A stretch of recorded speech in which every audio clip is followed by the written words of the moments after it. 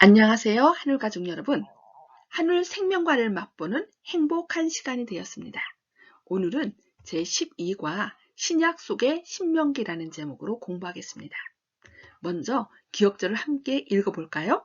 마태복음 4장 4절 말씀입니다. 시작.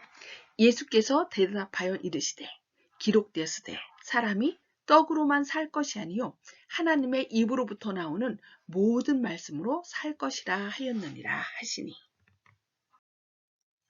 이번 주 교과를 통해 함께 배울 단어는 저주입니다.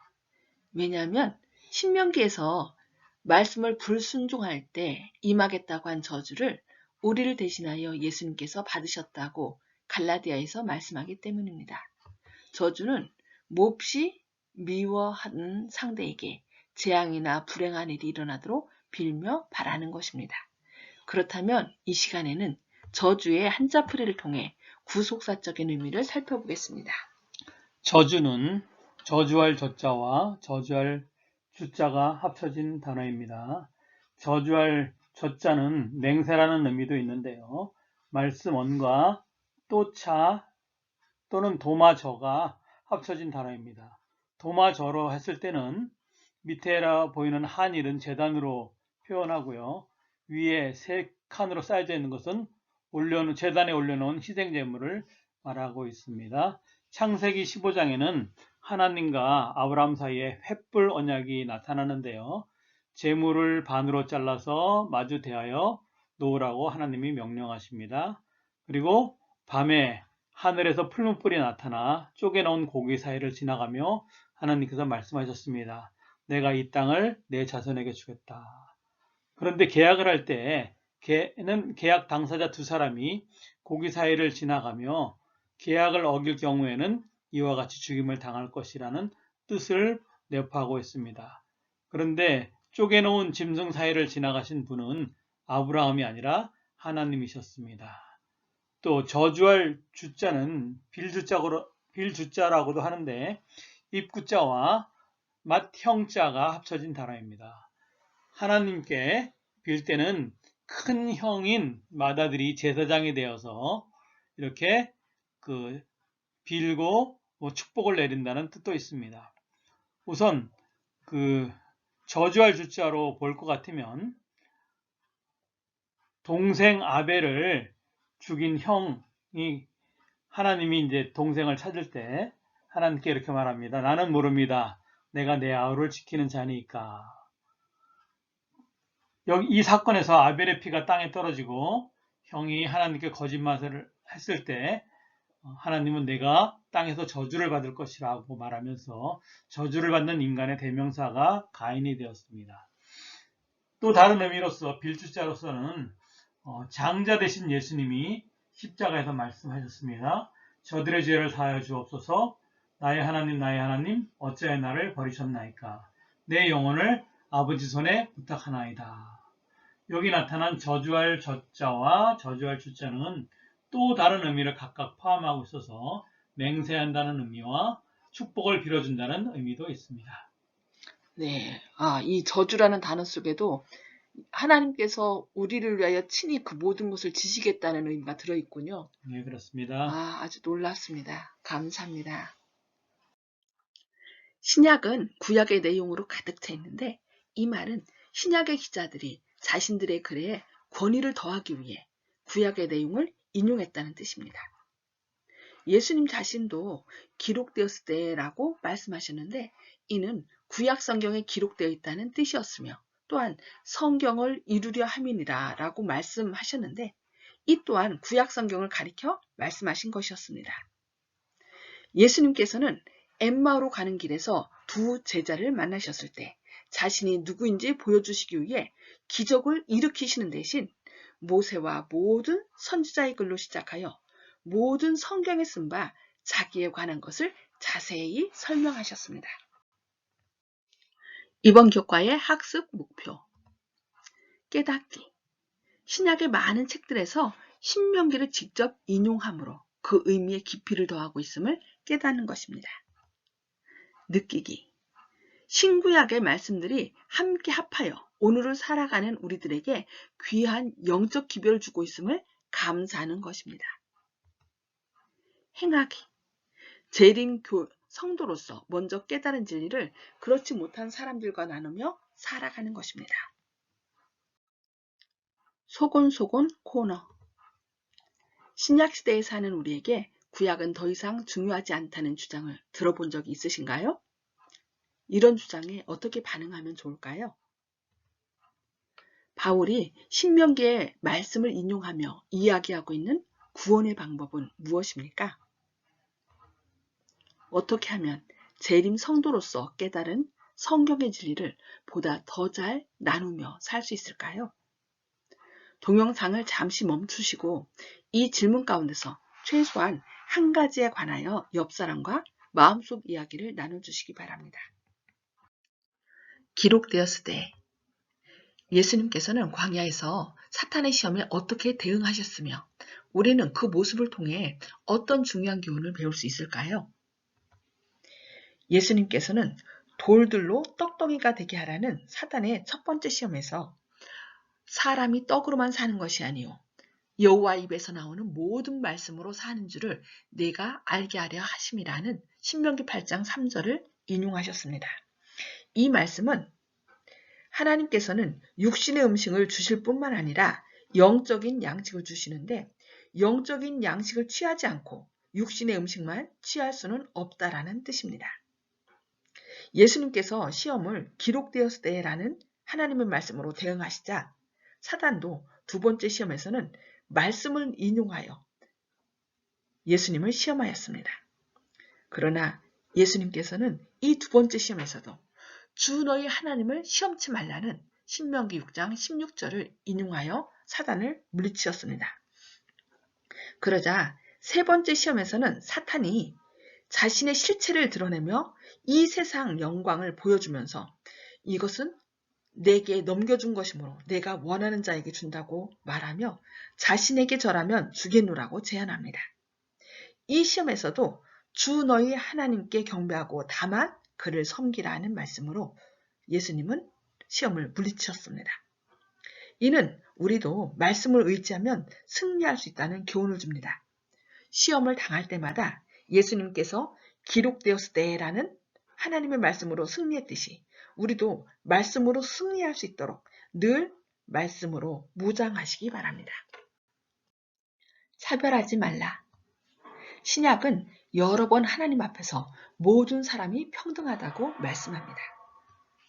이것은 유대인들이 신명기에 하나님 여호와는 사람을 외모로 보지 아니하시며 라는 메시지를 알았기 때문입니다. 사람을 외모로 보지 아니하신다는 말씀은 사람의 신분을 보고 판결을 내리던 당시 왕들과는 다르게 하나님은 사람의 신분에 상관없이 모두를 공평하게 대하신다는 뜻입니다. 우리 모두는 예외 없이 주님의 사랑과 구원이 필요하며 하나님은 우리를 차별하지 않고 우리에게 차별하지 말라 하십니다. 나무 위에서 저주를 받음.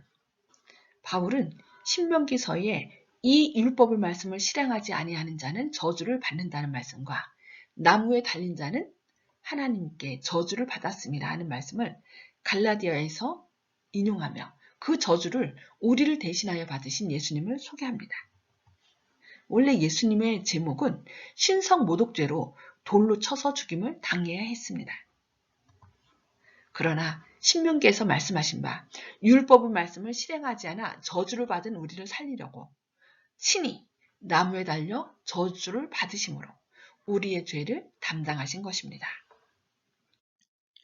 이에 관하여 바울은 신명기의 말씀을 인용하여 그리스도께서 우리를 위하여 저주를 받은 바 되사 율법의 저주에서 우리를 속량하셨으니 기록된 바 나무에 달린 자마다 저주 아래 있는 자라 하였음이라고 설명합니다. 안타깝게도 바울의 편지서는 10계명, 특히 넷째 계명을 지키지 않아도 된다는 일부 기독교인들의 주장에 이용되고 있습니다. 이곳에서 바울이 제기하는 문제의 핵심은 율법에 대한 순종이 아니라 구원에 있어서 율법의 행위를 의지하는 것과 관련되어 있습니다. 바울은 우리가 율법의 행위를 통해 구원받는 것이 아니라 우리를 위해 저주를 받아 나무에 달려 죽으신 예수님을 믿는 믿음을 통해 구원받는 것이라고 말하는 것입니다. 모세와 같은 선지자. 모세는 이스라엘 백성들을 인도하며 두 가지 주요 역할을 수행했습니다. 그는 하나님의 메시지를 백성에게 전하는 선지자였으며 하나님과 백성 사이의 중보자였습니다. 고별사에서 모세는 이스라엘 백성에게 하나님께서 자신과 같은 선지자를 일으키실 것이라고 말했습니다. 그 말은 메시아에 대한 암시로 해석되었습니다. 베드로와 스데반은 신명기에 기록된 모세의 말을 인용하여 예수님이 약속된 선지자이시며 그분의 말씀에 순종해야 한다고 가르쳤습니다. 영감의 교훈. 베드로는 그리스도를 전파함에 있어서 구약에서 그의 증거를 찾아내었었다. 스데반도 동일한 노선을 추구했었다. 바울도 역시 그의 봉사사업에서 그리스도의 탄생, 고통, 죽음, 부활, 승천을 예언한 성경 말씀으로 호소하였다. 바울은 모세와 선지자들이 증거한 영감의 증언을 가지고 나사렛 예수가 메시아이시며 아담의 때로부터 부조와 선지자들을 통하여 말씀하셨던 분이 바로 그리스도이셨음을 확실하게 증명하였다고 사도행적 222쪽에서 말씀하고 있습니다. 두려운 일. 히브리서는 예수님을 믿는 유대인 신자들에게 보낸 하나의 긴 본면의 말씀입니다.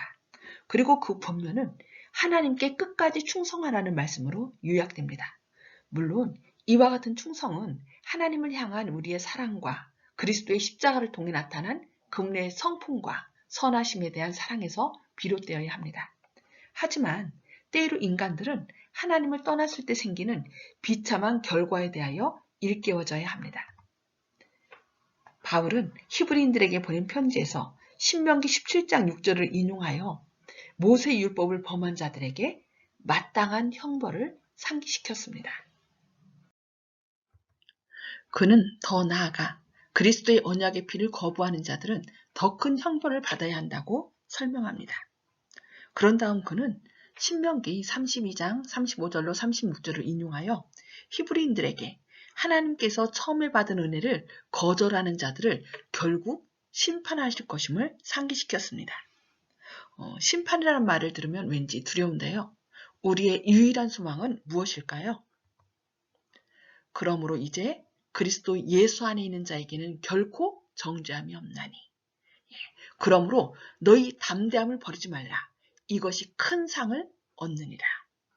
우리가 우리를 대신하여 저주를 받으신 예수님 안에 있을 때 우리는 결코 정죄함이 없이 사망에서 생명으로 이른다고 말씀하신 것을 꼭 기억하시기 바랍니다.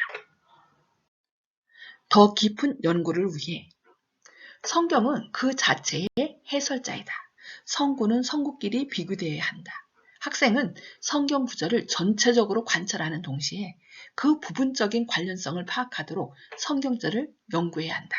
그는 성경의 장엄한 중심 제목에 대한 지식, 곧 이 세상에 대한 하나님의 근본 목적, 대쟁투의 시작과 구속사업의 기원에 대한 지식을 얻어야 한다.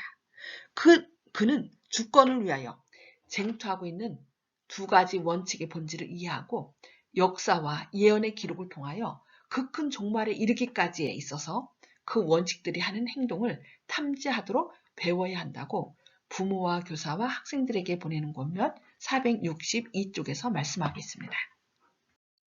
요약과 결론. 신명기는 시편 그리고 이사야와 더불어 신약에서 가장 많이 인용된 구약의 책입니다. 예수님께서 이 땅에서 가르치고 설교하실 때 신명기의 말씀을 자주 인용하셨고 사도들도 그렇게 했습니다. 구약과 신약은 상호 보완적인 관계를 가지고 있으며 함께 연구할 때 더 완전한 의미를 깨달을 수 있습니다. 우리를 대신하여 저주를 받으신 예수님의 모본을 따라 말씀으로 시험을 이기는 한울가족 되시기를 바라며 교과 공부를 마치겠습니다. 끝까지 경청해 주셔서 감사합니다.